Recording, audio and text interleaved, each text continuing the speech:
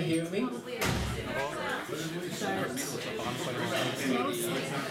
We open the second day of the conference with panel number 4. Okay. What date? I'll give you my The Washington Principles as a paradigm change.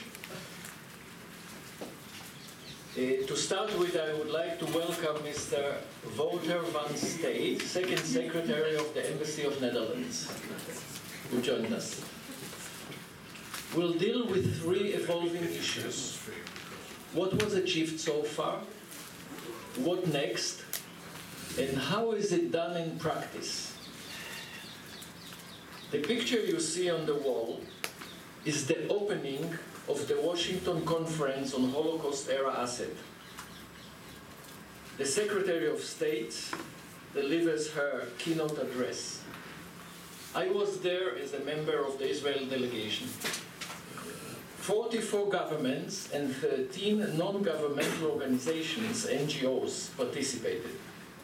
More than 300 participants. There was excitement in the air during the conference. The feeling was that anything is possible. Now you can see the 2 major actors circled.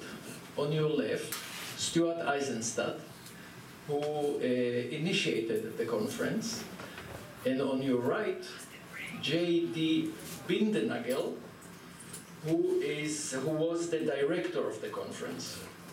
J.D. is now professor at Berg University, where our second panelist is coming from.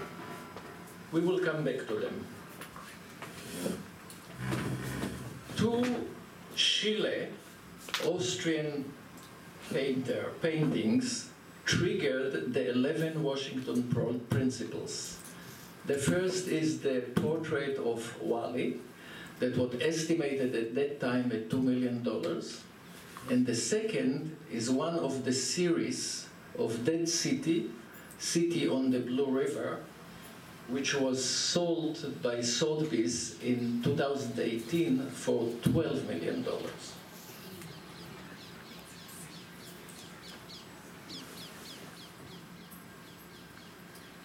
Okay.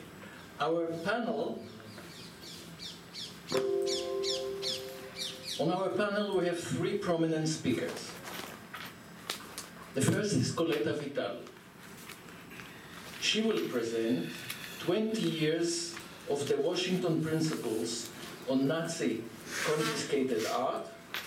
Was the promise realized? Colette is a former diplomat.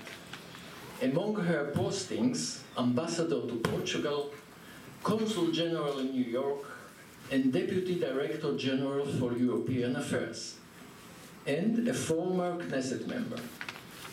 Currently, she is the chairperson of the Center Organizations of Holocaust Survivors in Israel, chairperson of the Schechter Institute of Jewish Studies in Jerusalem, chairperson of the Romania-Israel Chamber of Commerce and Industry, member of the board of Ben-Gurion University, chairperson of the International Harp Contest in Israel, vice president of the Socialist International.